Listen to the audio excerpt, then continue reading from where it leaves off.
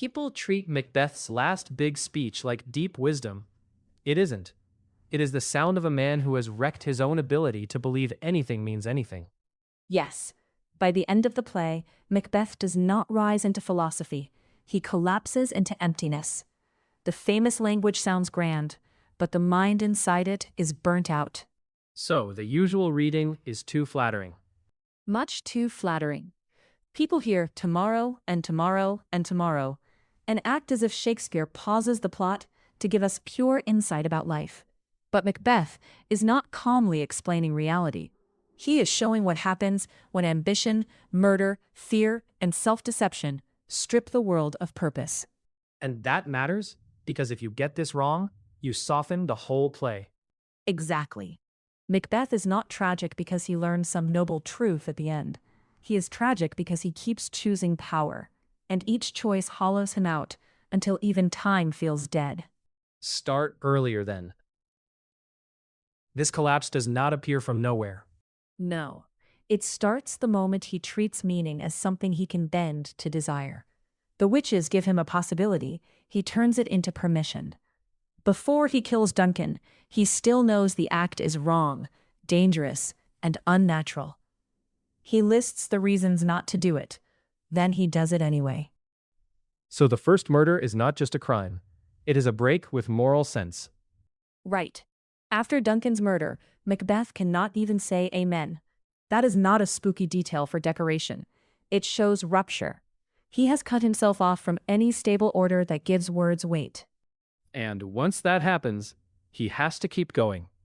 Because he cannot restore meaning, so he tries to secure himself instead. Banquo becomes a threat. Fleance becomes a threat. Macduff's family becomes a target. Notice the pattern. He stops asking what is right and starts asking what is useful. That changes the whole shape of his mind. Yes. At the start, he hesitates because he still lives in a world of duties, loyalties, heaven, judgment, kingship. Later, he talks like a man trapped in motion. He says he is in blood stepped in so far that going back would be as hard as going on. That is not strength. It is moral exhaustion. And there is a political cost too. He does not just damage himself, he empties Scotland. Good point. Under Macbeth, the country becomes a place where people die off stage, trust collapses, and nobody feels safe. The play keeps showing that private corruption becomes public ruin. His loss of meaning spreads outward as fear, tyranny, and pointless killing. Which brings us to the speech everyone quotes. Yes, he hears that Lady Macbeth is dead. And then comes tomorrow and tomorrow and tomorrow. People often hear maturity there, but look at what he actually says. Time does not open into hope or judgment or repair. It just creeps. Life becomes a brief candle, a bad actor, a tale told by an idiot, full of sound and fury, signifying nothing. That last phrase gets treated like a universal statement about existence. And that is the mistake. Macbeth is not handing down a final truth about life. He is describing life as it appears to him after he has destroyed his own reasons for living. He has murdered friendship, loyalty, sleep, trust, love, and any future he could inhabit without fear. Of course, the world now looks empty. He made it that way. So when he says life signifies nothing, we should hear blame inside that, even if he does not say it. Yes. The speech is a result, not a revelation. It is the end point of his choices. Earlier, he wanted everything to mean one thing only, his rise. Once that ambition becomes his only measure, everything else has to be cut down. And when the crown fails to satisfy him, there is nothing left underneath. That is why the speech lands so hard. It comes after success has already failed.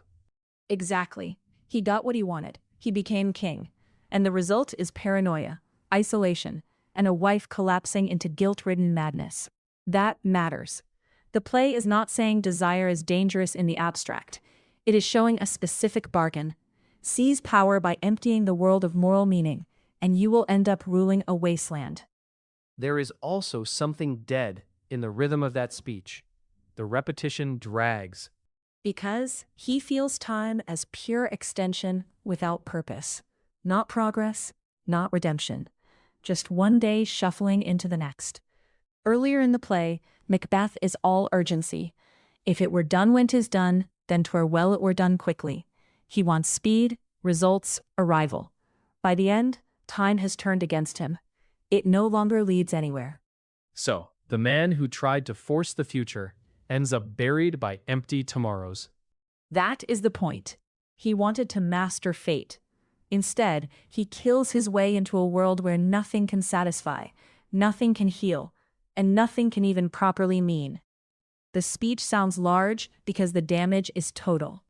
And the play does not ask us to admire that emptiness. No.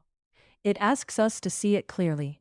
Macbeth destroys order outside himself, then discovers he has destroyed it inside himself too. That is why the final speeches matter. They do not crown him with insight. So, if someone calls this deep philosophy, the correction is simple.